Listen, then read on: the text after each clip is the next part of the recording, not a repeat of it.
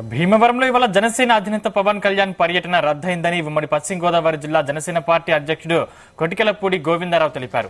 R&B అధికారులు helipad కు అనుమతులు ఇవ్వకపోవడమే కారణమని ఒక ప్రకటనలో జనసేన అధినేత పవన్ కళ్యాణ్ తెలిపారు. ఓటమి భయంతో వైఎస్ఆర్సీపీ నాయకులు ఒత్తిడితో వంకలు చెబుతూ అనుమతి ఇవ్వలేదని తీవ్ర ఆగ్రహం వ్యక్తం చేశారు. జనసేనను ఎదుర్కోలేక వైఎస్ఆర్సీపీ చేతగానితనం కుట్రగా భావిస్తున్నామని చెప్పారు.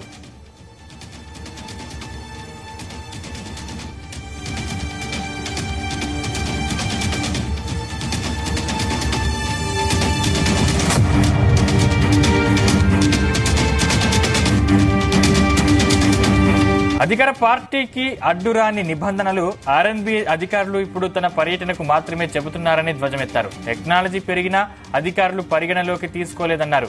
కావాలని అనుమతులు ఇవ్వకుండా అడ్డుకోవడం పెరికి పంద చేష్టలుగా భావిస్తున్నామన్నారు. త్వరలోనే తేదీ ప్రకటించి పవన్ కళ్యాణ్ భీమవరం వస్తారని అన్నారు. వైసీపీ నియంతృత్వ పోకడలకు భీమవరం నుంచే పతనం ప్రారంభమవుతుందని గోవిందరావు హెచ్చరించారు.